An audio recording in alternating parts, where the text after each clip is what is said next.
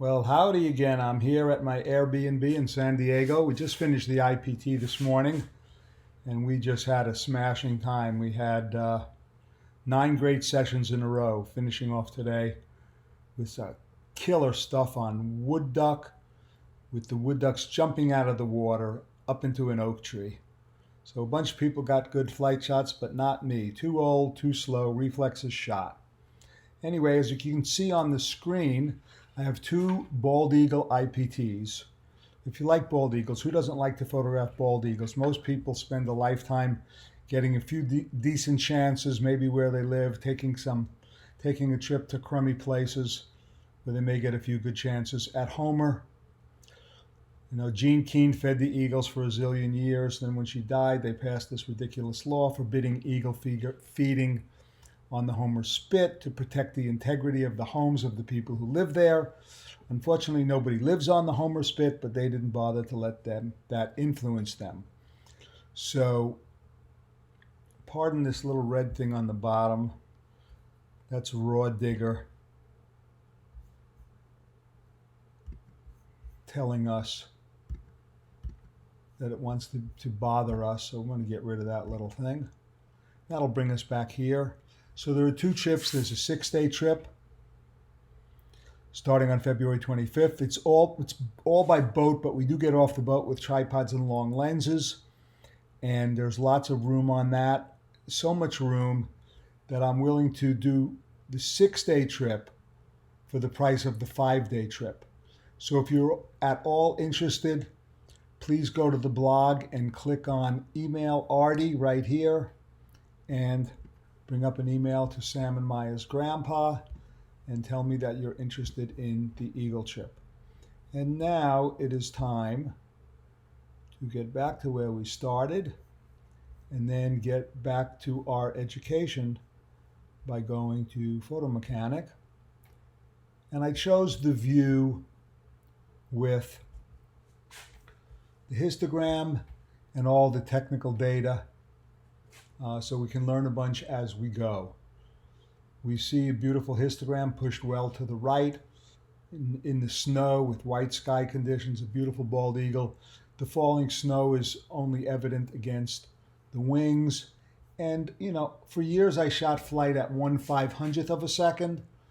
This is at 1/800th. And now I pretty much go to 1/1600th, 1/2000th. But there are times when I really don't want to push the ISO where I will go back down to 1/500th, 1/800th, 1/1000th of a second, 1/1250th. But a 1600th, a 2000, 2500th of a second are great. Notice that this is with the 70 to 200 lens. This is all Canon. And this was at the EOS 1D Mark II from 2005. Same trip, my first year up there. The 300 2.8. A lot of times it's too long. See another beautiful exposure, nice and sharp on the eye, and again with the EOS 1D Mark II. So lots of folks, when they get a shot like this, or if they've just clipped the wing here or clipped the wing there, they go, oh, I clipped, it's a delete. But no, there are times when you can cut, not clip, cut, not clip, and come up with a powerful, dramatic image. We had that on the San Diego IPT just recently, where Terry Tsushiyama had a head throw shot where he clipped the tip of the bill, and we worked it in Photoshop, and he was thrilled with the result, with an image that he was going to delete. The 600 f4 on a tripod, ice on the bill tip, and in all of these images, whether they're taken in the sun or taken against a white sky on a cloudy or snowy day, we need to expose for the whites. So there's no data going up the right side of the histogram. And with this one, if you're using evaluative metering, you would want to be about minus a third stop so that the blue background, the dark blue background, didn't overexpose the bird. So lots of lessons. We'll be rambling here a bit. Again, on the tripod, 600 lens alone. Now cloudy day, 1/200th of a second at f4. So that meant I was pretty lucky. There's no reason to be at ISO 400 I was doing portraits, but I got very lucky in terms of motion blur at 1/200th of a second with this screaming eagle. And the next picture, that was at 8:19 a.m. and then 8:33. So I'm staying with the same bird. I believe it's the same bird. Yeah. And the lesson here is that you want to work a subject. You don't want to go, oh, I got a headshot of a bald eagle. I'm done. Goodbye. And go on for something else. Work the subject. Go for some spectacular stuff as I did here. And now at least I'm up to 1/500th of a second. Apparently it brightened a little because I was still at ISO 400. A better choice would have been ISO 800, although back in 2006 now, let's see, this one was 2006 also, noise control was not as good as it is with the more modern cameras. 70 to 200 at 125 millimeters. If you come on this trip, we will be feeding the birds frozen herring, tossing it from a boat, and having the birds at close range. Our schedule is flexible. And again, 70 to 200 is my primary birds in flight lens with the eagles. And boy, I was really in love with ISO 400 in those days. Today, I'd be much higher and go for more shutter speed. But notice I don't rarely shooting anything but wide open. This is the 7200. So I did stop down a bit to 5.6. But I'd be much better off going to 1/2500th of a second today with much better noise control at ISO 800. This one was a situation where I saw the possibility of an eagle fly. There were several flying in from our right, distant mountain ranges, 70 to 200 at 120, trying to keep the horizon level and putting the bird in the upper right-hand corner. And what's with the 1DS Mark II, that was a big file. And was fortunate to catch the bird right on the upstroke with the sun a little bit from my right. So when I'm shooting flight, I'm striving to get right down sun angle, but that doesn't always work, but it doesn't mean you can't make a great image.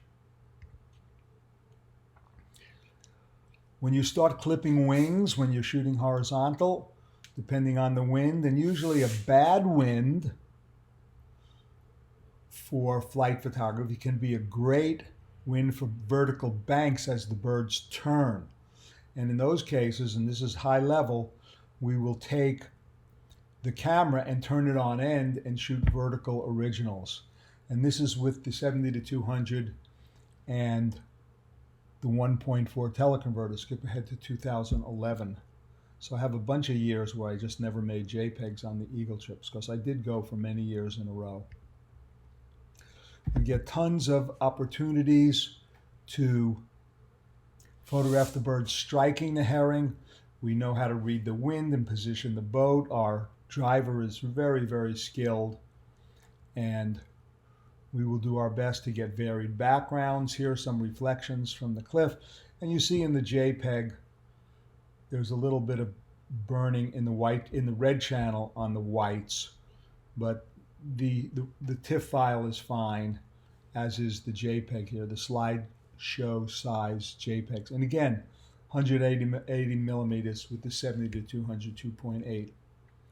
We do get off the boat and go working with tripod mounted lenses. This is with the old Canon 800 and the 1D Mark IV that had a 1.3 crop factor. Somewhat bedraggled juvenile bald eagle.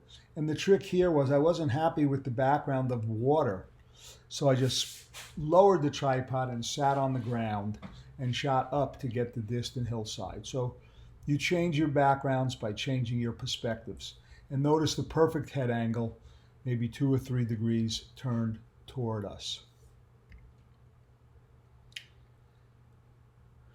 Some of the birds are tame. This young one let us walk right up to it, so I shot it at f/16 and probably put the AF point somewhere right here to get about 50% of the depth of field in front, 50% behind, and then we're starting to get a little soft here. And that was at 1/125th of a second at f/16, and that was with the 800 and the 1.4 and the 5D4. So that's a long, long effective focal length when you put in the 1 point. I forget what it was with the 1D4, 1.3 crop factor, I believe. Beautiful perch, lichen perch. We'd set up some of the perches, this one with lichens, little hint of the far shoreline, I don't mind that. And again, your perfect head angle, 3/4 facing pose, and just incredible chances up there, and we will do the same this year. The first trip will have more chance of snow, second chance, more chance for a little nicer weather. Depending on conditions, we're designed to do 2 2-hour boat rides or 1 4-hour. Usually we wind up with 1 4-hour. We're very flexible, so when we wake up, we don't know what we're going to do till we look out the window, check the forecast, then call the boatman and get our butts out there.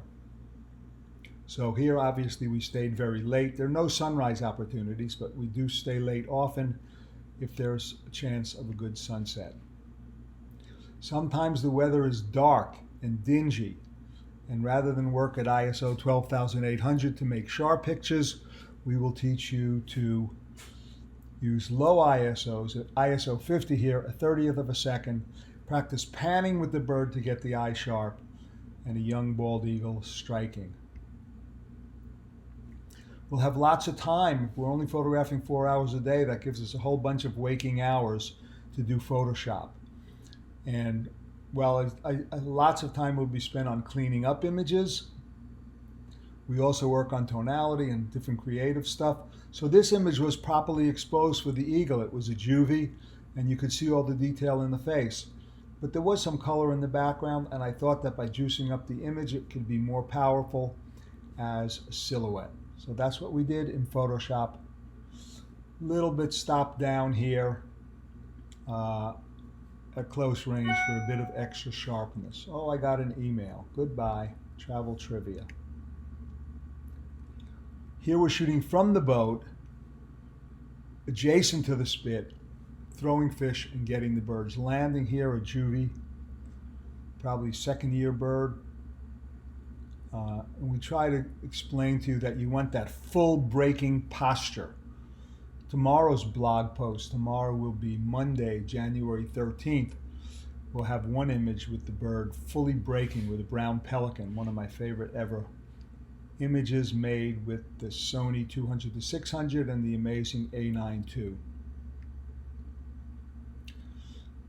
Low light, ISO 1600, 500th of a second again. Boy, everybody today will tell you that you need to be at ISO at 1600. Shutter speed 2000, 2500, the faster the better. And yet at a 500th here, a nice sharp image and a little bit of blurring to the wingtips as the bird comes in to break for its landing. And of course, a beautiful distant background. More silhouettes for this one. The boat guy parked the boat against the shore and went up on a hill and fed the birds. So they're quite willing to do whatever it takes to get you some great images. Whoops, wrong way. And then I looked to my left one day. I saw a beautiful sea otter coming. I had the 800. I fixed the exposure, and again, look how slow I'm shooting compared to today. And I rested the lens on the gunnel of the boat and panned along and came up with this one amazing image. I love this. Looks like oh geez, I can't think of the word. When the water runs down in the delta. If I figure it out, I'll put it with this. I'm thinking, not working. Anyway, love that one. One of my all-time favorite images, if you can't find the eagle, there he is. It's during a snowstorm, just a beautifully colored hillside with the 1D Mark IV and the 70-200 at 130 millimeters at f2.8. You don't have to worry about depth of field when the subject's a half a mile away. And I never entered this in the contest because there was a head of another bald eagle right here that I eliminated. And to me, this one is just a beautiful Monet. Again, that first trip, the timing is maximized to increase the possibility of falling snow. This one has been on the National Wildlife Federation card, an annual card. They sell greeting cards. I donated the image for a good cause, and they like it. They use it every year and make some money on me. But I'm glad for a good cause for National Wildlife Federation. Again, I love to try to create pleasing blurs. It's sort of like winning the lottery. This one made the finals of the BBC contest. And notice down to 1/8 of a second. So one of the things I say is that the slower the shutter speed, the less chance you have of success, but the greater the chance of making something spectacular. Again, 70 to 200 at 170 millimeters. And 280 millimeters, that's the old 100 to 400. This is a glaucous wing gull. And we'll be teaching you about exposure. For this shot with any system, all I would do is read 2 stops off the sky.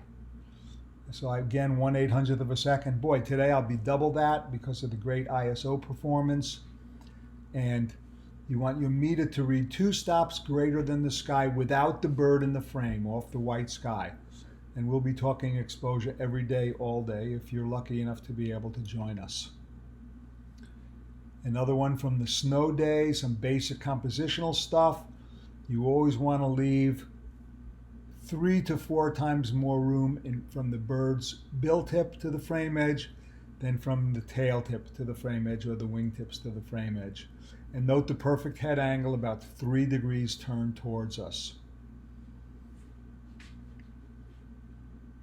Another pleasing blur, and this bird's taking off, so I'm panning upwards. Managed to get a sharp eye at a 30th again. I don't do that often. And then we'll show you some Photoshop techniques to sharpen the eye up a little bit when you're close. And because I was panning upwards, the pan blurred background is diagonal. So he was getting up pretty quick. And this again with the 100 to 400. And we get incredibly varied weather. Except now I see that I'm a big fat liar. This is from Dryden, Ontario, when I went up to Anita North's fish camp, and I mistakenly thought that this was Homer. But we can do similar stuff, getting the dorsal shots, showing the top side of the birds and the beautiful spread tail. That was with the Nikon 500 PF. And last one is just sharing with you what I'm seeing, thinking creatively. We were on a spit and it was no light, and this was a forest of drowned trees from a big earthquake in '64. I think birches with some other trees behind them. And I said, hey, we could do vertical pan blurs. So slow shutter speed, lost the data here, probably a 15th or an 1/8 of a second, and panning slowly upwards. So that is the end of the free lessons.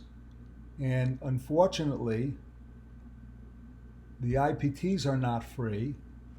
But if you have any questions at all, and I'm willing to do some discounts, again, you can come on this 6-day trip for the price of the 5-day trip. If you have any questions, or you have a spouse or a friend you'd like to do 2 people, just go over here to email Artie. Click on that and shoot us an email and ask us about Homer. So have a great 2020, and we will see you somewhere down the road, I hope. Love you. Bye-bye.